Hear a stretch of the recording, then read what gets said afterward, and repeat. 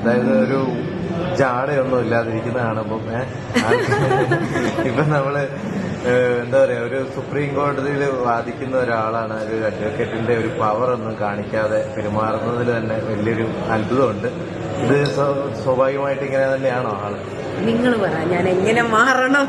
ഇനി എങ്ങനെ ഇരുന്നാലാ നിങ്ങൾക്ക് ഞാൻ സുപ്രീം കോടതി അഡ്വക്കേറ്റ് ആണെന്ന് തെളിയിച്ചു തരാൻ പറ്റുമെന്ന് പറയാം. ഒരു സർട്ടിഫിക്കറ്റ് എടുത്തിട്ട് എത്ര കൊല്ലം പഠിച്ചിട്ടാണ് നമ്മൾ അവിടെ വരെ എത്തുന്നത്. അത് കഴിഞ്ഞിട്ട് വന്ന് ഇതിന്റെ ഇടയ്ക്ക് ഒരു തമാശ ഉണ്ട്. നമ്മൾ അടുത്ത് ഈ പറയുന്ന നമ്മൾ സാധാരണ കോമൺ മാൻ ആണല്ലോ. അപ്പൊ നമ്മൾ നേരെ നടന്നു ചെല്ലുന്നു, ഒരു സ്ഥലത്തിരിക്കുന്നു. സ്വാഭാവികമായിട്ടും നമ്മൾ ഇപ്പം പേര് ചോദിച്ച പോലെ പേര് ചോദിക്കുന്നു, പരിചയപ്പെടുന്നു. സുപ്രീം കോടതിയാണ് എന്താ ജോലി എന്ന് ചോദിക്കുന്നു. സുപ്രീം കോടതി അഡ്വക്കേറ്റ് എന്ന് പറഞ്ഞാൽ പിന്നെ എന്ന് പറഞ്ഞിട്ട് ആൾക്കാർ എണീറ്റ് പോകുന്നു. അതിൽ ആൾക്കാർ എനിക്ക് തോന്നുന്നത് പബ്ലിക് ഒരു ഇന്ന പോലെ ആവണം. മാരാരെയൊക്കെ കണ്ടുവച്ചിട്ടുണ്ട്, അവരെ പോലെ ആവണം. അല്ലെ ലാൽകൃഷ്ണ എന്താ ആ ഒരു ഇതില് ലാൽകൃഷ്ണയെ പോലെ ആയിരിക്കണം അഡ്വക്കേറ്റ്. അങ്ങനെ ഇരുന്നാൽ മാത്രമേ അഡ്വക്കേറ്റ് ആവാൻ പാടുള്ളൂ. അങ്ങനെ എന്തൊക്കെയോ വെച്ചിട്ടുണ്ട്. നമ്മുടെ ഇപ്പൊ ആർട്ടിസ്റ്റ് ആണെങ്കിൽ താടിയും മുടിയും വളർത്തണം എന്ന് പറയുന്ന ആ ഒരു സ്റ്റൈൽ അല്ലേ? ആ ചട്ടക്കൂടിലേക്ക് ഞാൻ വരാൻ താല്പര്യമില്ലാത്തത് കൊണ്ട് ഞാനൊരു നൊമാഡും ട്രാവലൊക്കെ ഇഷ്ടപ്പെട്ട് ഇങ്ങനെ നടക്കുന്ന അന്ന് മുതൽ തുടങ്ങിയ, അതായത് ഞാൻ പഠിക്കുന്ന കാലം മുതൽ തുടങ്ങിയ ക്വസ്റ്റ്യൻസ് ആണ് ഇതൊക്കെ. ഇപ്പം ഞാൻ അത് വളരെ ഫ്രീ ആയിട്ട് കേട്ട് തഴമ്പിക്കാന്നൊക്കെ പറയുന്നോണ്ടായിരിക്കും ഫ്രീ ആയിട്ടുണ്ട്. ഒരുപക്ഷെ ഇപ്പം നമ്മള് ഒത്തിരി കഷ്ടപ്പാടുകളിൽ നിന്ന് വളർന്നു വന്ന കഥയൊക്കെ ഒരു പരിധിവരെ കേരളത്തിലെ ഒട്ടുമിക്കവർക്കും ഒപ്പിനെ അറിയാവുന്നവർക്ക് അറിയാമായിരിക്കും. ഇപ്പൊ ഇങ്ങനെയുള്ള സാഹചര്യങ്ങളിലൂടെ കടന്നു വന്നതിന് ശേഷം ഇപ്പൊ ഈ ഒരു പൊസിഷനിൽ എത്രത്തോളം ഹാപ്പിയാണ്? കാരണം പ്രതീക്ഷിച്ച ആ ഒരു ലൈഫിൽ നിന്നും മാറിയിട്ട് അല്ല, നമ്മൾ എന്താന്നറിയോ, പാവപ്പെട്ടതിൽ നിന്ന് വരുന്നു എന്ന് പറയുമ്പോ നമ്മള് വളരെ സന്തോഷവതിയായിരുന്നു ആദ്യം. അപ്പം പുതിയ സന്തോഷങ്ങളൊന്നുമില്ല. ജീവിച്ചു വരുമ്പോ നമുക്ക് കിട്ടുന്ന, നിങ്ങൾ ചിരിക്കുമ്പോ എനിക്ക് കിട്ടുന്ന സന്തോഷം, അങ്ങനെയൊക്കെയുള്ള ചെറിയ ചെറിയ സന്തോഷത്തിൽ നിന്ന് വളരെ വലിയ സന്തോഷം കിട്ടുമ്പോൾ ഇത്രയൊക്കെ തന്നെയുള്ളൂ സന്തോഷം എന്ന് അറിയുന്ന ആ ഒരു സന്തോഷം തന്നെയാണ് ലൈഫിലുള്ളൂ. അല്ലാണ്ട് ആ ഒരു അതും ഇല്ല, അയ്യോ എനിക്കൊന്നുമില്ലേ ആ കരച്ചിലും ഇല്ല. എന്നും ഇതേപോലെ ചിരിച്ചിരിക്കണം, അത്രയും. ഞാൻ ചിരിച്ചില്ലെങ്കിൽ ജാടാന്ന് വിളിക്കും നിങ്ങള്. ഞാൻ ചിരിച്ചാ പറയാ അയ്യോ ഇതാണോ സുപ്രീം കോടതി അഡ്വക്കേറ്റ് എന്ന് പറയും. അപ്പൊ നിങ്ങളാ പറയേണ്ടത്, നിങ്ങളെ ചിന്തകളാ മാറേണ്ടത്. ഞാൻ ഇതേപോലെ ഉണ്ടാവുള്ളൂ. ഇപ്പൊ ഈ ശരിക്കും പറഞ്ഞ ഇങ്ങനെ അതുപോലെ തന്നെ ഇപ്പൊ ഒരു അഡ്വക്കേറ്റ്, സുപ്രീം കോടതി അഡ്വക്കേറ്റ് എന്നൊക്കെ പറഞ്ഞ് മറ്റുള്ളവരുടെ മുന്നിൽ പ്രസന്റ് ചെയ്യുമ്പം അവര് ഈ പറഞ്ഞ പോലെ അതങ്ങ് അംഗീകരിക്കാത്തതിന്റെ ഒരു കാരണമായിട്ട് തോന്നുന്ന ഒരു പരിധിവരെ ഈ ഒരു സിമ്പിളായിട്ട് പെരുമാറുന്നത് കൊണ്ടുമായിരിക്കും. അതുപോലെ ഞാൻ ഉപയോഗിക്കുന്ന എന്താ പറയാ, ട്രാൻസ്പോർട്ട് ചെയ്യാൻ ഉപയോഗിക്കുന്ന കോമൺ വാഹനങ്ങൾ. ഇപ്പം ഞാൻ ബസ് പോവാറുണ്ട്, ഓട്ടോ പോവാറുണ്ട്, കാറ് അധികം യൂസ് ചെയ്യാറില്ല. അത് എനിക്ക് ട്രാവലിന്റെ മറ്റേ നോസിയ വരുന്നതും അതും ഇതൊക്കെയാണ് പ്രശ്നം. പക്ഷെ എന്റെ പ്രശ്നങ്ങൾ മറിക്കാൻ ഞാൻ കാറ് യൂസ് ചെയ്തിട്ട് കാറിന്റെ 2 ഡോറും തുറന്നിട്ടിട്ട് മറ്റേ അത് പറക്കും തളികയിൽ പോകുന്ന പോലെ പോണമെന്ന് നിർബന്ധമില്ലല്ലോ. എനിക്ക് വളരെ സുഖമായിട്ട് ജീവിച്ച് എന്താ പറയാ, ഞാൻ ഇങ്ങനെയായിരുന്നു, ഞാൻ ഇങ്ങനെ ആവുള്ളൂ. ഇനി നിങ്ങൾ അങ്ങ് മാറ്, ഞാനിതാണ്. നമ്മുടെ ചിന്തകൾ മാറ്റണം. അതെ, ഞാനിതാണ്. നമുക്കപ്പോ കാര്യത്തിലേക്ക് കിടക്കാം. അപ്പൊ നമ്മുടെ ഇപ്പോൾ ഒത്തിരി അധികം പ്രശ്നങ്ങളൊക്കെ നമ്മളിവിടെ കേസുമായിട്ട് ബന്ധപ്പെട്ട കാര്യങ്ങളാണ് ചോദിക്കാൻ ഉദ്ദേശിക്കുന്നത്. സാമൂഹികമായിട്ട് ആൾക്കാർക്ക് ഒത്തിരി സംശയങ്ങൾ ഉണ്ടാവുന്ന കുറച്ച് കാര്യങ്ങളെ കുറിച്ച്. ഫസ്റ്റ് ഓഫ് ഓൾ നമ്മുടെ ഇപ്പം ജോജുവിന്റെ ഇഷ്യൂ വന്നല്ലോ. ആ ഇഷ്യൂവിനോട് എങ്ങനെയായിരിക്കാം ഒരു നിയമപരമായിട്ടുള്ള ഒരു ഇടപെടൽ, അല്ലെങ്കിൽ അതിന്റെ അന്ത്യത്തിലേക്ക് വരുമ്പോൾ എങ്ങനെയായിരിക്കാം? ആ വിഷയത്തിൽ രണ്ടുപേരെയും കൂടെ നിന്നിട്ടൊന്നുമില്ല. എങ്കിൽ പോലും എനിക്ക് സിനിമ എന്ന് പറയുന്ന ഒരു ഇൻഫ്ലുവൻസ് ചെയ്യുന്ന, വെരി മച്ച് ഇൻഫ്ലുവൻസ് ചെയ്യുന്ന ഒരു കാര്യമാണ് അല്ലേ? ദൃശ്യം വന്നതിന് ശേഷം ദൃശ്യം മോഡൽ എന്ന് പറഞ്ഞിട്ട് എത്ര ക്രൈം വന്നു. ആ ഒരു രീതിക്ക് പോകുമ്പം സിനിമ എന്ന് പറയുന്ന എല്ലാ ചെറിയ മക്കളടക്കം സിനിമ കാണാൻ വേണ്ടിയിട്ട് എന്നെ ഒന്ന് തിയേറ്ററിൽ കൊണ്ടുപോകുന്നു ചോദിക്കുന്ന സമയം അവരുടെ ജീവിതത്തിലേക്ക് തിയേറ്റർ എത്തി, സിനിമ എത്തി, എല്ലാം എത്തി, ഇൻഫ്ലുവൻസ്ഡ് ആവുന്നുണ്ട് നമ്മൾ ഇല്ലേ? നമ്മളെ ഡ്രസ്സിങ് സ്റ്റൈലൊക്കെ ആദ്യം ഇങ്ങനെയായിരുന്നു. നമ്മൾ സിനിമ കണ്ടിട്ടും സീരിയൽ കണ്ടിട്ടും ഒക്കെ തന്നെയാണ് അതിലേക്ക് എത്തുന്നത്. അങ്ങനെ ഇൻഫ്ലുവൻസ്ഡ് ആവുമ്പോൾ ഈ ക്രൈമും അങ്ങനെ തന്നെയല്ലേ? അപ്പൊ റേപ്പ് പോലെയുള്ള ഒരു സാധനം എടുത്തിട്ട് സിനിമയിൽ കാണിക്കുന്ന സമയത്ത് അത് വയലൻസ് ഒക്കെ കൂട്ടിയിട്ടിട്ട് കാണിക്കുന്ന സമയത്തും അത് കുട്ടികളുടെ ബ്രെയിനിലേക്ക് പോകുന്ന കാര്യങ്ങളൊക്കെ ഒന്ന് അതിൽ എഡ്യൂക്കേറ്റഡ് ചെയ്യാൻ പറ്റും സിനിമയ്ക്ക്. ആദ്യമോ അവസാനമോ ഡിസ്ക്ലൈമർ വെക്കുന്നതിന്റെ കൂടെ കുറെ ഇൻഫ്ലുവൻസ് ചെയ്യാൻ പറ്റുന്ന കാര്യങ്ങൾ നല്ല കാർട്ടൂൺ വെച്ചിട്ടൊക്കെ ഇതിങ്ങനെയല്ല, ഇതിങ്ങനെയായിരുന്നു വേണ്ടത് എന്നൊക്കെ പറഞ്ഞിട്ട് സിനിമയ്ക്ക് ചെയ്യാൻ പറ്റില്ലേ. എന്നിട്ടും കൊമേഴ്ഷ്യൽ പടങ്ങൾക്ക് വേണ്ടിയിട്ടുള്ള ഈ കുത്തിക്കേറ്റലുകൾ ഉണ്ടല്ലോ, അതിനോട് മാത്രമേ എനിക്ക് എതിർപ്പുള്ളൂ. അല്ലാണ്ട് അതിന്റെ കൂടെ ഒരു സംശയം ചോദിച്ചോട്ടെ, അതായത് നിലവില് അങ്ങനെ കലാമൂല്യമുള്ള ചിത്രം എന്നുള്ള രീതിയിൽ ഉള്ള, അതായത് ഇപ്പം എല്ലാ കാര്യങ്ങളും സമൂഹത്തിൽ നടക്കുന്ന കാര്യങ്ങൾ അതുപോലെ തന്നെ റിയലിസ്റ്റിക് ആയിട്ട് കാണിക്കുന്ന സിനിമകളാണ് ഇവിടെ ജനങ്ങൾ ഇഷ്ടപ്പെടുന്നത്. ഒരു അത്രയും കോടികൾ മുടക്കി എടുക്കുന്ന ഒരു പടത്തെ സംബന്ധിച്ചിടത്തോളം അവരത് മാക്സിമം ജനങ്ങളിലേക്ക് എത്രമാത്രം അട്രാക്ട് ചെയ്യിക്കാൻ പറ്റുമോ അതെല്ലാം ശ്രമിക്കും. അപ്പൊ ഇതിനൊരു സംവിധാനമുണ്ട്, അതായത് ഒരു സർട്ടിഫിക്കറ്റ് കൊടുക്കുക എന്നുള്ളത്. ഇപ്പോൾ ഓരോ വിഭാഗത്തിനും ഓരോ തരത്തിലുള്ള സർട്ടിഫിക്കറ്റുകൾ കൊടുക്കുന്നുണ്ട്. ഈ സർട്ടിഫിക്കറ്റുകൾ ഇങ്ങനെയുള്ള പടങ്ങൾക്ക് കുറച്ചും കൂടി കർശനമാക്കണമെന്ന് തോന്നുന്നുണ്ടോ? സർട്ടിഫിക്കറ്റ് ഉണ്ടായിരുന്നു നമ്മളെ ചെറുപ്പം, പറഞ്ഞാൽ മതി. 90s കിഡ്സിന്റെ ചെറുപ്പം, 90s കിഡ്സിന്റെ ചെറുപ്പത്തിൽ എ സർട്ടിഫിക്കറ്റ് ഉള്ള ഒരു സ്ഥലത്ത് നമ്മളെ മാതാപിതാക്കൾ വീടില്ലായിരുന്നു. എ സർട്ടിഫിക്കറ്റ് അന്ന് ലൈംഗികപരമായിട്ടുള്ള എന്തോ ഒന്ന് ഇതായിട്ടാണ് ടാബ് ചെയ്ത് വെച്ചിരുന്നത്. അതുകൊണ്ടാണ് വിടാതിരുന്നത്. പക്ഷെ ശരിക്കും എ സർട്ടിഫിക്കറ്റ് അതല്ല. വയലൻസ് കൂടിക്കഴിഞ്ഞാലും എ സർട്ടിഫിക്കറ്റ് ആണ് കിട്ടുന്നത് ഇപ്പൊ അറിയാം. അപ്പൊ ഇപ്പം വയലൻസ് കൂടിയുള്ള എ ആണോ യു ആണോ എന്ന് നോക്കാതെയല്ലേ പടത്തിന് കയറുന്നത്. അത് കുറച്ചും കൂടി ഒന്ന് നമ്മള് ഈ മാതാപിതാക്കളായാലും നമ്മുടെ ടീച്ചറായാലും ഈ സിനിമ ഉണ്ടാക്കുന്നവർ അതും ടീച്ചേഴ്സാണ്. സമൂഹത്തിന് ആരും നല്ലത് പറഞ്ഞു കൊടുത്താലും നമ്മൾ അഡ്വൈസ് ചെയ്താലും എന്തായാലും അവർ ടീച്ചേഴ്സാണ്. നല്ലൊരു ലെസൺ പറഞ്ഞു നമ്മൾ അതല്ലേ ചെയ്യേണ്ടത്. അപ്പൊ ശരിക്കും അല്ല, ഞാൻ പറയുന്നത് ഗവൺമെന്റിന്റെ ഒരു നിയന്ത്രണത്തിലുള്ള ഒരു സംവിധാനമാണ് ഈ സർട്ടിഫിക്കറ്റ് കൊടുക്കുന്നത്. അത് കുറച്ചും കൂടി പ്രാവർത്തികമാക്കിയാൽ പോരെ? അതിന്റെ നിയമങ്ങൾ കുറച്ചും കൂടി ഒരു ജനങ്ങളിലേക്ക് അവബോധം കൊടുക്കുക. അങ്ങനെയാവുമ്പോ സിനിമ ഇറങ്ങാൻ ബുദ്ധിമുട്ടുണ്ടെന്നും പറഞ്ഞിട്ടാണല്ലോ ഇപ്പം നിൽക്കുന്നത്. ഈ പറയുന്ന സർട്ടിഫിക്കേഷൻ ചെയ്യുന്ന ഇതില് സിനിമ കുറെയൊക്കെ പെട്ടിയിൽ കിടന്നു പോകുന്നു എന്നുള്ള ഒരു വാദവും കൂടി ഇല്ലേ. ഒരു കൊല്ലം ഇത്രയും സിനിമ ഇറങ്ങുന്നുള്ളൂ, ഇത്രയും സിനിമ പെട്ടിയിൽ തന്നെ ആയി പോകുന്നു. ഞാൻ പറഞ്ഞ ഇറക്കരുതെന്നല്ല, ഞാൻ ഒരു പരിധിവരെ ഇപ്പൊ ജോജുവിന്റെ ഇഷ്ടമാണ് ജോജുവിന് എങ്ങനെ സിനിമ നിർമ്മിക്കണം എന്നുള്ളത് അല്ലേ. ഇപ്പൊ ഞാനൊരു ചിത്രം വരയ്ക്കുന്നുണ്ടെങ്കിൽ അത് എങ്ങനെ വരയ്ക്കണം എന്നുള്ളത് എന്റെ ഇഷ്ടമാണ്. പക്ഷെ അത് ജനങ്ങളിലേക്ക് എത്തിക്കുമ്പോൾ അത് എവിടെ വെക്കണം, ആരൊക്കെ കാണണം, അല്ലെങ്കിൽ ഏത് കാറ്റഗറിയിലുള്ള ആൾക്കാർ കാണണം എന്ന് അതൊരു പൊതുസമൂഹത്തിന്റെ ബോധമുണ്ട്. ആ ബോധത്തിൽ നിന്നുകൊണ്ട് ഉള്ള സംവിധാനമാണ് ഈ സർട്ടിഫിക്കറ്റ് കൊടുക്കുക എന്നുള്ളത്. അങ്ങനെയുള്ളിടത്ത് ഈ സർട്ടിഫിക്കേഷൻ മുതൽ ഈ തിയേറ്ററിൽ വാതിൽ നിൽക്കുന്ന സെക്യൂരിറ്റി വരെ ഈ കാര്യങ്ങൾ നിയമപരമായിട്ട് ചെയ്യണം എന്നാണ്. കുട്ടികളുണ്ടെങ്കിൽ എയും യു ഉള്ളിടത്തേക്ക് വിടരുത് എന്നുള്ള അത് തിയേറ്ററുകാരും ചെയ്യണ്ടേ. അപ്പൊ അങ്ങനെ സമൂഹത്തിൽ തുടങ്ങി കഴിഞ്ഞാൽ അതൊരു ട്രെൻഡായി മാറിക്കഴിഞ്ഞാൽ മേ ബി അങ്ങനെ ഒരാള് മാത്രമാണ് ഇതിന്റെ തെറ്റുകാരെന്ന് നമുക്ക് ഇപ്പോഴും പറയാൻ പറ്റുന്നത്. ഞാനത് ചോദിച്ചതിന്റെ കാര്യം അതാണ്, ജോജുവിനെ മാത്രം കുറ്റപ്പെടുത്തുന്നതിൽ അർത്ഥമില്ല എന്നുള്ളതാണ്. കാരണം ജോജു ചെയ്യുന്നത് ഒരു കലയാണ്, ജോജുവിന്റെ കഴിവ് അവിടെ പ്രകടിപ്പിച്ചു. അത് നല്ല സിനിമയാണെന്ന് എല്ലാവരും പറയുന്നുണ്ട്. പക്ഷെ അത് ആര് കാണണം ആര് കാണണ്ട എന്നുള്ളത് വേണമെങ്കിൽ ഈ പറയുന്ന ഗവൺമെന്റിനും പ്രൊസീജിയറാണ്, ആ പ്രൊസീജിയർ ഫോളോ ചെയ്യണം. അപ്പൊ ഇനിയാണെങ്കിലും ഈ മുന്നോട്ട് പോകുമ്പം ഇതിപ്പോ ഇങ്ങനൊരു കേസ് വരികയാണെന്ന് വിചാരിച്ചു, ഒരു സർട്ടിഫിക്കറ്റ് ഉള്ള ഒരു പടത്തിന് ഒരു കുട്ടീനെ ഒരു മാതാപിതാക്കൾ കൊണ്ടുപോയി വിചാരിക്കാം, ആ മാതാപിതാക്കൾക്കെതിരെ കേസെടുക്കാൻ ഇവിടെ വകുപ്പുണ്ട്. നിങ്ങൾ ചൂണ്ടിക്കാണിച്ചു കഴിഞ്ഞിട്ട് നിങ്ങളാണല്ലോ കേസ് തരേണ്ടത്. നിങ്ങളെന്തുകൊണ്ട് കേസ് തരുന്നില്ല എന്നുള്ളതാണ്. നിങ്ങളത് കേസ് തരുമ്പോഴാണല്ലോ പുതിയ കേസുകൾ ജനിക്കുന്നത്. നമ്മളും കൂടി കാരണക്കാരാണ് എപ്പോഴായാലും. കേസ് തന്നു കഴിഞ്ഞാൽ മാത്രമേ അഡ്വക്കേറ്റ്സിന് ഇതാവുള്ളൂ. നമ്മളോട് ചോദിക്കാറുണ്ട്, നിങ്ങൾക്ക് പില്ല് കൊടുത്തൂടെ, നിങ്ങൾക്ക് ഇത് കൊടുത്തൂടെ. അങ്ങനെയാണ് അഡ്വക്കേറ്റ്സ് മൊത്തം ഇത് കൊടുത്തുകൊണ്ടേയിരിക്കണം, സമൂഹത്തിന് വേണ്ടി ചെയ്തുകൊണ്ടേയിരിക്കണം. അത് കൊടുത്തുകൊണ്ടിരിക്കാൻ അറിയാഞ്ഞിട്ടല്ല, നമുക്ക് നിങ്ങളെ പോലെയുള്ള ആൾക്കാർ തരുന്ന കേസും കൂടി വാദിക്കാൻ സമയം വേണ്ടേ. നിങ്ങൾ എന്ത് ചെയ്യുന്നു എന്ന് ചോദിക്കുന്നതിന് അത്രയേ തരുള്ളൂ. ഇതിനോട് കൂട്ടി വായിക്കാവുന്ന മറ്റൊരു കേസാണല്ലോ നമ്മുടെ രഹ്ന ഫാത്തിമയുടെ. കുട്ടി സ്വന്തം കുട്ടിയെ കൊണ്ട് നഗ്നമായ ശരീരത്തിൽ ചിത്രം വരപ്പിച്ചു എന്നുള്ളത്.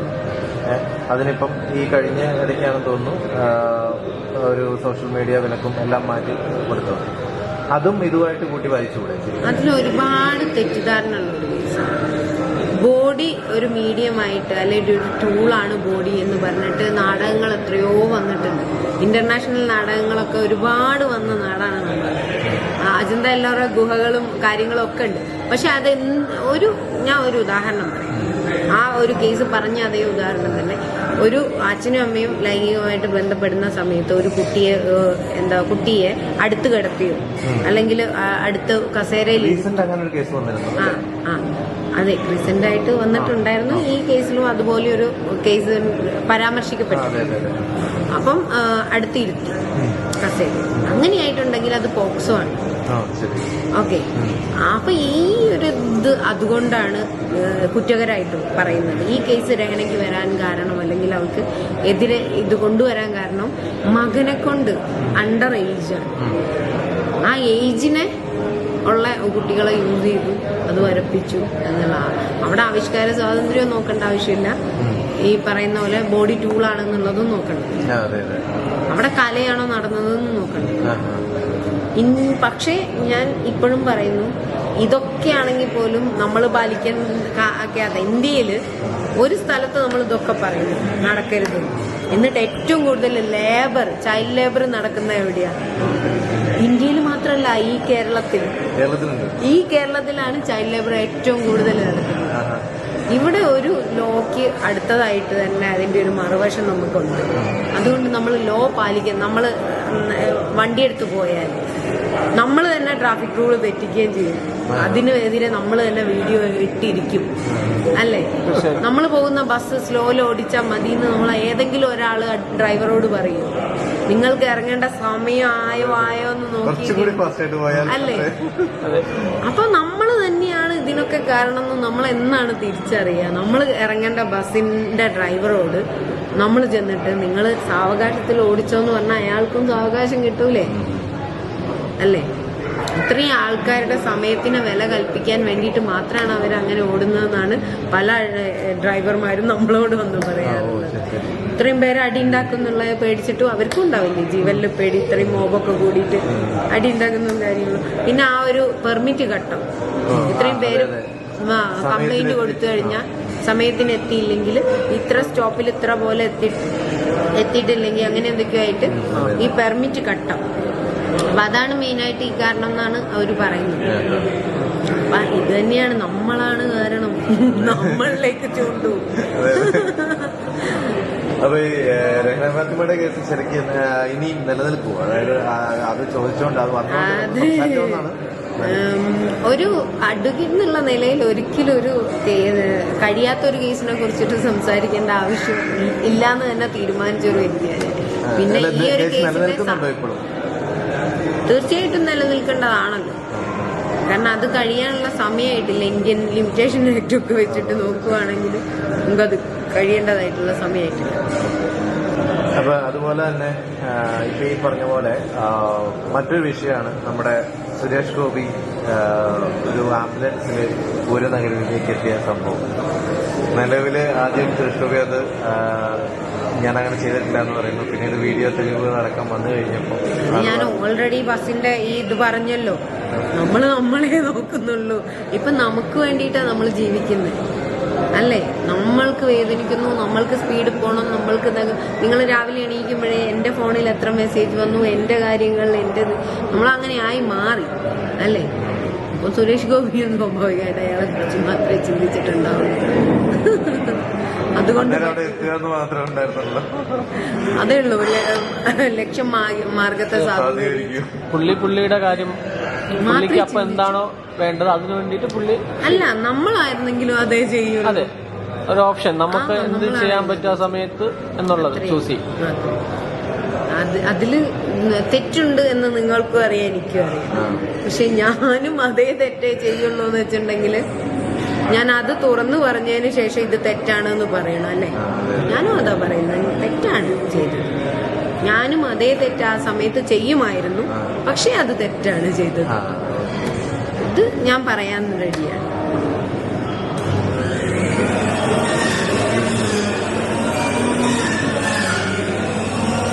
കഴിഞ്ഞു.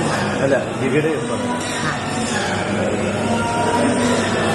അതുപോലെ ഇപ്പം വളരെ സജീവമായിട്ട് ചർച്ചകൾ നടന്നുകൊണ്ടിരിക്കുന്ന ഒരു കേസാണ് ദിവ്യ എന്ന് പറയുന്ന ഇപ്പോഴത്തെ അറസ്റ്റും കാര്യങ്ങളും ഒക്കെ നടന്നുകൊണ്ടിരിക്കുക. ഈ കേസിനെ കുറിച്ച് ഒരു അഡ്വക്കേറ്റ് എന്നുള്ള നിലയ്ക്ക് എന്താണ് ഇപ്പോഴത്തെ ഒരു നിലപാട്? അതിൽ ഞാനൊരു നോളജ് തരാം. അതും നടക്കുന്ന കേസായാലും ഞാനൊരു നോളജ് തരാം. നിങ്ങളെ ആത്മഹത്യക്ക് പ്രേരിപ്പിച്ചു എന്നും പറഞ്ഞിട്ട് നിങ്ങൾക്ക് ഒരിക്കലും കേസ് കൊടുക്കാൻ പറ്റൂല. കാരണം ആത്മഹത്യക്ക് പ്രേരിപ്പിച്ചു, അതാണ് കാര്യം. ആത്മഹത്യക്ക് പ്രേരിപ്പിച്ചു എന്ന് പറഞ്ഞിട്ട് കേസ് കൊടുക്കണമെങ്കിൽ നിങ്ങൾ ജീവനോടെ ഉണ്ടാവരുത്. ഓക്കെ, എനിക്ക് നിങ്ങളെ ആത്മഹത്യക്ക് പ്രേരിപ്പിക്കാം, എന്നിട്ട് നിങ്ങൾ ജീവനോടെ ഇല്ല എന്നുള്ള കണ്ടീഷൻ. നിയമം എപ്പോഴും കണ്ടീഷനിലൂടെയാണ് പോകുന്നത്. കുറെ കണ്ടീഷൻസ് ആചരിച്ചാൽ മാത്രമേ നിയമമുള്ളൂ. അതുകൊണ്ട് മാത്രമാണ് എന്തുകൊണ്ട് നമ്മൾ ചോദിക്കൂലേ, നമ്മളെ നാട്ടിൽ തൊട്ടടുത്ത് തന്നെ പോലീസ് സ്റ്റേഷൻ ഉണ്ട്, എന്നിട്ട് ആ പോലീസ് സ്റ്റേഷന് തൊട്ടടുത്തുള്ള വീടാ നിങ്ങളെന്ന് വിചാരിച്ചു, ഇവിടെ അടി നടക്കുമെന്ന് വിചാരിച്ചു, ഒരു പോലീസ് ഓടി വന്ന് ഹെൽപ്പ് ചെയ്യൂല. അടി നടന്നു എന്തുകൊണ്ടായിരിക്കും പോലീസ് നേരിട്ട് വന്ന് നിങ്ങളതിലേക്ക് ഹെൽപ്പ് ചെയ്യാൻ വരാത്തത് എന്ന് നിങ്ങൾ ചോദിക്കാറില്ലേ? അത് ഈ ഒരു കാര്യം കൊണ്ടാണ്. കുറെ കണ്ടീഷൻസ് ഉണ്ടെങ്കിൽ മാത്രമേ അത് ക്രൈം ആവുള്ളൂ എന്നുള്ളതിനെ കൊണ്ട്. അവിടെ ഒരു ബഹളം പ്രത്യേകിച്ച് നടന്നതുകൊണ്ടോ നിങ്ങൾ ഉച്ചത്തിൽ ഒരു പാട്ട് പാടിയതുകൊണ്ടോ കുഴപ്പമില്ല. അത് ഇത്ര ഡെസിമൽ മുകളിൽ ആ പാട്ട് വന്നാൽ മാത്രമേ പ്രശ്നമുള്ളൂ. അപ്പൊ ഒരു കണ്ടീഷൻ അവിടെ വന്നില്ലേ? അതുപോലെ കണ്ടീഷൻസ് അനുസരിച്ചിട്ടല്ലോ. നിങ്ങൾക്ക് വേണമെങ്കിൽ നിങ്ങൾ ഇവിടെ ഇരുന്നിട്ട് തെറി വിളിക്കോ ഇതാക്കോ അങ്ങനെയൊക്കെ ചെയ്യും. ആ തെറിവിളി എന്ന് പറയുന്നത് ഒരാളെ മൂക്കിന്റെ തുമ്പത്ത് ചെന്ന് തൊടുന്നുണ്ട്, അത് ഒരാളെ ആണെങ്കിൽ അയാൾക്ക് കേസ് കൊടുത്താൽ അയാൾ പോയി കേസ് കൊടുക്കും. അതെ, അത് പബ്ലിക്കിനെ നിങ്ങൾ അതും കണ്ടീഷനാണല്ലോ. ഈ കണ്ടീഷനിലാണ് എങ്കിൽ മാത്രമേ അത് ക്രൈം ആവുള്ളൂ. പബ്ലിക്കില് അനുശാസിക്കുന്ന ഒരു രീതിയിലേക്ക് ആ ക്രൈം ഒരു പ്രവൃത്തി വളരണമെങ്കിൽ അതിന് സെർട്ടൈൻ കണ്ടീഷൻസ് ഉണ്ട്. ആ കണ്ടീഷൻസ് ഉണ്ടെങ്കിൽ മാത്രമേ അത് ആ ക്രൈം ആവുന്നുള്ളൂ. ക്രൈം ആയിരിക്കാം, ആ ക്രൈമാണോ ആ സെക്ഷനിൽ വരുന്നുണ്ടോ, മനസ്സിലായോ? ഇതിന് വേണ്ടിയിട്ടാണ് നമ്മൾ എഡ്യൂക്കേറ്റ് ആവണം. ഒന്നെങ്കിൽ നിങ്ങൾ ലോ പഠിച്ചിട്ട് നിങ്ങൾ എഡ്യൂക്കേറ്റ് ആവണം എന്ന് നമ്മൾ പറയുന്നു, ഇല്ലെങ്കിൽ നിങ്ങൾ അഡ്വക്കേറ്റിനെ കാണണം, അല്ലെ പോലീസ് സ്റ്റേഷനിൽ പോവണം, 102 വിളിക്കണം. ഇപ്പം ഇവിടെ ഒരു ആള് നമുക്ക് ന്യൂസൻസ് ഉണ്ടാക്കുകയാണെന്ന് വിചാരിക്കും. ഞാൻ എണീറ്റ് നിങ്ങളെ ഒന്നെങ്കിൽ തെറി വിളിക്കുന്നു, ഞാൻ പെട്ടെന്ന് എണീറ്റ് നിങ്ങളെ പ്രകോപിപ്പിക്കുന്നു, നിങ്ങളെ ഞാൻ അടിക്കുന്നു. ഇവിടെ ഒരു ക്രൈം നടന്നല്ലോ. ഇപ്പൊ 0 FIR കൂടി BNSS വന്നതിന് ശേഷം 0 FIR ഇട്ടേക്കണം. മീൻസ് കംപ്ലൈന്റ് കൊടുത്തേക്കണം. അവർ FIR ഇടുന്നുണ്ടോ എന്നുള്ളത് അവര് ആ കണ്ടീഷൻസ് ഒക്കെ ഉണ്ടോ, ഇവര് പറയുന്നതൊക്കെ ശരിയാണോ എന്ന് ഇൻവെസ്റ്റിഗേറ്റ് ചെയ്യും, എന്നിട്ട് അവര് FIR ഇടും. അത് അവരുടെ പോലീസിന്റെ ഡ്യൂട്ടിയാണ്. ഈ ഒരു കാരണം ഇപ്പൊ ഈ പറഞ്ഞ രീതിയിൽ വെച്ച് നോക്കുമ്പോൾ ശരിക്കും പറഞ്ഞാൽ ഇങ്ങനെയുള്ള കുറെ വിഷയങ്ങൾ ഉള്ളത് കൊണ്ടും കൂടെ ആയിരിക്കില്ല ഇപ്പൊ സിദ്ദീഖിനെതിരെ ഇപ്പൊ ഇങ്ങനെയുള്ള കുറെ പ്രശ്നങ്ങളൊക്കെ വന്നു കഴിഞ്ഞപ്പം ഹേമ കമ്മിറ്റി റിപ്പോർട്ട് വന്നതിന് അറസ്റ്റ് നടത്താത്തത് എന്തുകൊണ്ടാണ്? അതിനുള്ള കാരണവും നിങ്ങൾ തന്നെയാണ്. കാരണം ഇപ്പം റേപ്പ് പോലുള്ള കാര്യങ്ങൾ പറഞ്ഞാൽ പോലും അറസ്റ്റ് നടത്തുന്നതായിരുന്നു നമ്മളെ സമ്പ്രദായം, നിയമസമ്പ്രദായം. അപ്പൊ എന്തുണ്ടായി? റേപ്പ് ആർക്കും പറയാം എന്നുള്ള, അല്ലെങ്കിൽ എവിടെ വേണമെങ്കിലും അത് യൂസ് ചെയ്യാം, ആർക്കെതിരെയും അത് കൊണ്ടുവരാം എന്നുള്ള ഒരു നിലയിലേക്ക് മാറി. അപ്പൊ ഹൈക്കോടതിന് അതിൽ ഇടപെടേണ്ടി വരും. ഒരു സ്റ്റേറ്റിന്റെ ഏറ്റവും അത്യുന്നതങ്ങളിൽ ഇരിക്കുന്ന ഒരു കോടതിയാണ് ഹൈക്കോടതി. അപ്പൊ ആ ഹൈക്കോടതി ഇടപെട്ടിട്ട് എന്ത് വന്നു? സർക്കുലർ വന്നു. അത് കോടതിയിൽ കൊണ്ടുവന്നു. അതായത് ആ കേസ് കംപ്ലൈന്റ് ആവുന്നു, പോലീസിന്റെ ഇൻവെസ്റ്റിഗേഷൻ നടക്കുന്നു, FIR ആവുന്നു, ക്രൈം രജിസ്റ്റർ ആവുന്നു, കോടതിയിൽ കൊടുക്കുന്നു. കോടതിയിൽ വന്നതിന് ശേഷം എവിഡൻസ് ഉണ്ടെങ്കിൽ അവർക്ക് പ്രൂവ് ചെയ്യാൻ പറ്റുവാണെങ്കിൽ അവരെ ശിക്ഷിച്ചോട്ടെ എന്നാക്കിയത് ആർക്കെതിരെയും എന്തും പറയാന്നുള്ള ആ ഒരു ഇത്. നമ്മൾ അഭിപ്രായ സ്വാതന്ത്ര്യമോ ആവിഷ്കാര സ്വാതന്ത്ര്യമോ എന്ത് സ്വാതന്ത്ര്യമായാലും അമിതം വിഷയമാണ്. അങ്ങനെ ഒരു വിഷയത്തിനെ എടുത്തിട്ട് കൊണ്ടുവന്നത് കൊണ്ട് ഇതിന്റെ എല്ലാ ദുരുപയോഗം ചെയ്തു, അതിനെല്ലാം കൂടി എടുത്തിട്ട് അങ്ങനെ വന്ന സമയത്താണ് ഇങ്ങനെയൊരു സർക്കുലർ വന്നത്. അതുകൊണ്ട് മിസ്യൂസ് ചെയ്തതുകൊണ്ട്, എടുത്ത് എവിടെ ഉപയോഗിച്ചതുകൊണ്ട്, മുട്ടിന് റേപ്പായിരുന്നു, മുട്ടിന് മീറ്റു ആർക്ക് വേണമെങ്കിലും ടൂളായി. ചെയ്യാത്തവരും പെടും. അതെ, ഓക്കെ. അങ്ങനെ പാവങ്ങൾ പെടരുത്, ഒരു നിരപരാധി പോലും ഇതാക്കരുത് എന്നുള്ളത് കൊണ്ട് നിങ്ങൾ എവിഡൻസ് കൊണ്ടൊന്നും കാര്യങ്ങൾ പ്രൂവ് ചെയ്തോളൂ. അല്ലാതെ ഈ പറയുന്ന പോലെ വലിയ സ്വാധീനത്തിന്റെ ഒരു ബേസിൽ മാത്രം വന്ന ഒരു സംഭവമൊന്നും അല്ല. സംഭവം വന്നത് സ്വാധീനത്തിന്റെ ബേസിലല്ല, ഏറ്റവും കൂടുതൽ ഫിനാൻഷ്യലി സ്റ്റേറ്റിനെ സപ്പോർട്ട് ചെയ്യുന്ന ഒരു ഇൻഡസ്ട്രി അത് നഷ്ടപ്പെടുത്തിയിട്ട് ഒരുപാട് ജീവിതം നശിച്ചു പോകുന്ന, അല്ലെങ്കിൽ അതിനെ ബാധിക്കുന്ന ഒരു കാര്യത്തിന് വേണ്ടിയിട്ട് ഒരു പഠനം, വലിയ പഠനം ഇതിന്റെ പുറകിൽ നടക്കും. ഇത് ഡിമോളിഷ് ആയാലോ, അത് പൊട്ടിപ്പോയാലോ എന്നൊക്കെ. അതിനനുസരിച്ചിട്ടാണ് ഇന്ത്യയിലെ എല്ലാ കാര്യങ്ങളും നടക്കുന്നത്. ഇന്ത്യൻ നിയമങ്ങളിൽ, ജുഡീഷ്യറിയിൽ പ്രത്യേകിച്ചും ഈ ആലോചനകൾ ഇല്ലാതെ ഒരു കാര്യവും പെട്ടെന്ന് നടക്കൂല. അതുകൊണ്ട് അതിനു വേണ്ട സമയങ്ങളും എടുത്തിട്ടുണ്ടാവും. അങ്ങനെ എടുത്ത സമയമാണ് ആ 4 വർഷവും കാര്യങ്ങളും. 40 പേരിന്റെ എതിരെയുള്ള പല കാര്യങ്ങളും ഇറങ്ങാത്ത ഈ ഇൻഡസ്ട്രി ഡിമോളിഷ് ആയി പോവോ, അല്ലെങ്കിൽ ഇല്ലാതെയായി പോവോ, അല്ലെങ്കിൽ DK ആയി പോവോ, എങ്ങനെ വേണമെങ്കിലും പറയാം. അങ്ങനെ ഇല്ലാതെയായി പോവോ എന്ന് വിചാരിച്ചിട്ടാണ്, നശിച്ചു പോകണ്ട എന്ന് വിചാരിച്ചിട്ടാണ് ഈ പറയുന്ന പോലെ അത് വരാത്തത്. അതിന്റെ അർത്ഥം ജസ്റ്റിസ് നടക്കൂല എന്നല്ല. നിങ്ങൾക്ക് കോടതിയിൽ പോവാം, നിങ്ങൾക്ക് എങ്ങനെ വേണമെങ്കിലും പ്രൂവ് ചെയ്യാം, പെട്ടെന്ന് തന്നെ ജസ്റ്റിസ് ഉണ്ടാവും. കാരണം ഇപ്പം കോടതി വളരെ പെട്ടെന്ന് തന്നെ എല്ലാ കാര്യങ്ങളും കേട്ടിട്ട്, ഒരു ദിവസം ഒന്ന് ജഡ്ജിനെ കുറിച്ചിട്ടും ജസ്റ്റിസിനെ കുറിച്ചിട്ടും ഒന്ന് ആലോചിച്ച് നോക്കും. ഒരു ദിവസം 300ഓളം കേസാണ് ഒരു ബെഞ്ചിൽ വരുന്നത്. എത്ര പലതരം കേസുകളാണ് ഒരു ബെഞ്ചിൽ വരുന്നത്. ആ കേസുകൾ മൊത്തം കേട്ടിട്ട് അതിനനുസരിച്ചിട്ടാണ് നമുക്ക് ഓരോരോ ദിവസവും ഹിയറിംഗ് ആയാലും ഡേറ്റ് ആയാലും നമുക്ക് കേൾക്കുന്നുണ്ടല്ലോ, വരുന്ന കേസ് മൊത്തം കേൾക്കുന്നുണ്ടല്ലോ. അങ്ങനെയാണ് ഇതിൽ തീർപ്പുണ്ടാക്കുന്നത്. അതിലെടുക്കുന്ന കാലതാമസവും നമ്മൾ തന്നെ വരുത്തി വെക്കുന്നതാണ് എന്നാണ് എനിക്ക് മനസ്സിലായത്. കാരണം ഞാനൊരു അഡ്വക്കേറ്റാണ്, ഞാൻ ഇതേ പ്രൊസീജിയറിൽ പോകുന്നുണ്ട്. എളുപ്പം തീർക്കണ എന്താവണം, എളുപ്പം തീർക്കരുത് എന്താവണം എന്നുള്ളത് നമുക്കിത് കൃത്യമായിട്ടറിയാം. അപ്പൊ ഡിലേയും നമ്മൾ തന്നെയാണ്. എതിർഭാഗത്തിനെ വലിപ്പിക്കാമെന്നും പറഞ്ഞിട്ട് നമ്മൾ ഡിലേ ചെയ്യുന്നത് നമുക്കും കൂടി ബാധിക്കും എന്ന് നമ്മൾ ചിന്തിക്കാറില്ല. ഇങ്ങനെ പല പ്രമുഖ കേസുകളിലും നടിയുടെ കേസ് എടുത്തു നോക്കിയാൽ അറിയാം, അവര് തന്നെ ലാഗ് ചെയ്തിട്ട് അവസാനം വന്നപ്പം നടൻ പറയേണ്ടി വന്നു, നിങ്ങളാണ് ലാഗ് ചെയ്തത്, നമ്മളല്ല എന്ന് പറയേണ്ടി വന്നു. സ്പീഡ് ആവുന്നില്ല എന്ന് വാദിച്ചപ്പോൾ നമ്മൾ അതും കണ്ടതാണ്.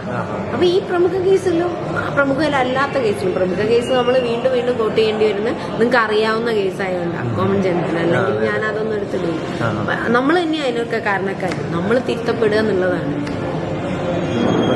ഒരു ശരിക്കും പറഞ്ഞു കഴിഞ്ഞാൽ പൊതുജനങ്ങൾക്ക് ഒത്തിരി തെറ്റിദ്ധാരണ ജനിച്ച കുറെ സംഭവങ്ങളാണ്. പൊതുജനങ്ങൾക്ക് തെറ്റിദ്ധാരണയേ ഉള്ളൂ. കാരണം ഞാൻ നിങ്ങളെ ഇടയ്ക്ക് കയറുമല്ലോ കേട്ടോ, ആ ക്വസ്റ്റ്യൻ എന്താന്ന് പോലും കേൾക്കാൻ പൊതുജനം എന്ന് പറഞ്ഞപ്പോ ഇഷ്ടപ്പെട്ടോണ്ട് പറയുക. ഒരു ഇതും കൂടി പറയുക. കാരണം ഞാനിപ്പോ സുപ്രീം കോർട്ട് അഡ്വക്കേറ്റ്, നിങ്ങളിങ്ങനെ ആരാധിച്ച് അല്ലെങ്കിൽ സെലിബ്രിറ്റി എന്നൊക്കെ പറഞ്ഞ് കൊണ്ടു കിടക്കുന്നുണ്ടല്ലോ.